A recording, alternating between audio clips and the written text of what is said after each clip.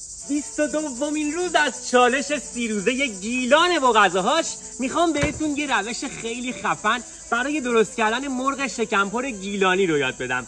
امروز قراره بریم آستارا و روش قدیمی و اصیل درست کردن لونگی رو بهتون یاد بدم.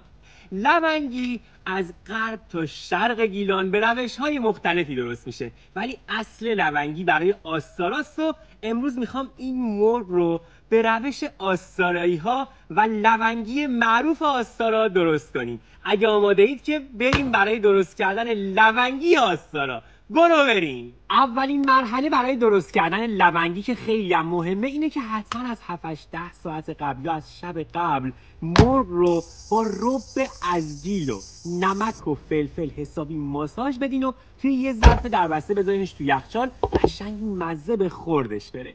بعد میریم سراغ مرحله بعد. مرغتون که مزه دار شد، برای درست کردن لونگی باید گردو رو توی نمکیار رو با سنگ مشته بسابید و لهش کنید.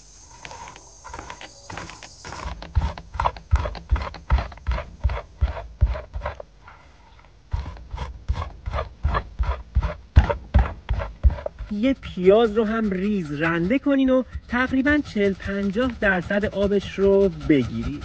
بعد به گردوهایی که ساییدین اضافهش کنید.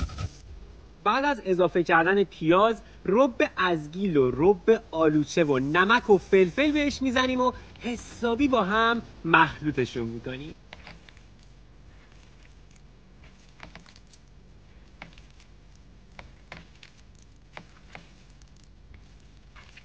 بعد از اینکه مرغتون ترجیحاً یه شب تا صبح استراحت کرد و این مزه ها به خوردش رفت، با این مواد لونگی شکمش رو پر میکنیم و بعد هم میدوزیمش.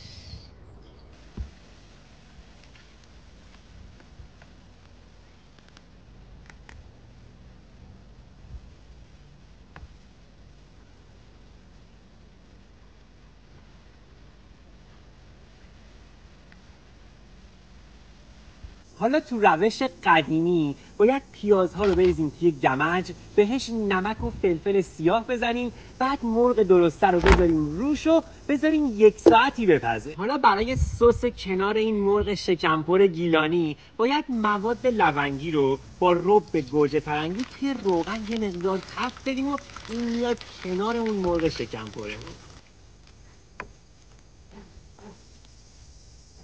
این میشه سس کنار لونگیمون. چه سس. حالا باید مرغی رو که 1 ساعت پخته توی روغن سرخ کنیم. اینم از مرغ سرخ شدهمون. علاوه بر این سس خوشمزه، برای کنارش هم سیب زمینی و گوجه سرخ میکنیم. حالا در کنار یه برنج خوشگل و خوشمزه لونگیمون رو سرو میکنیم. به به چه تهدیگی.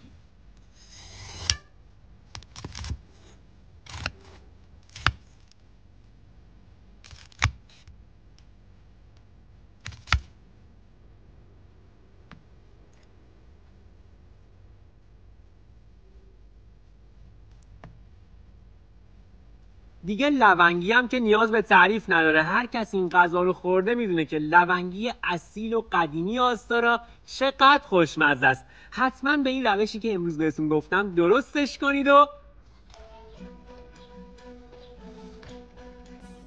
لذتش رو ببرید.